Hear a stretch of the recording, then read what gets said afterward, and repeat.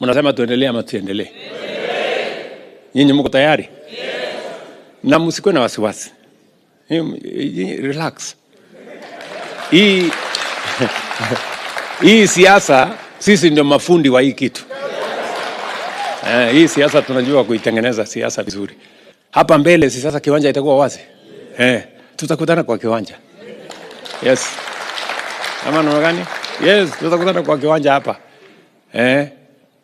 Ndio tukubaliane nani yako na sera. Nani yako na track record.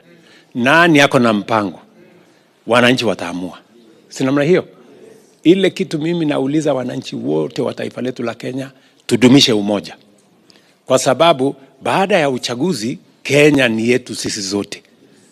Hatutaki maneno ati mpaka tunaamini ya kwamba uchaguzi inakuwa life and death ama inakuwa yani kufa kupona. Hapana. Kutakuwa na Kenya baada ya uchaguzi.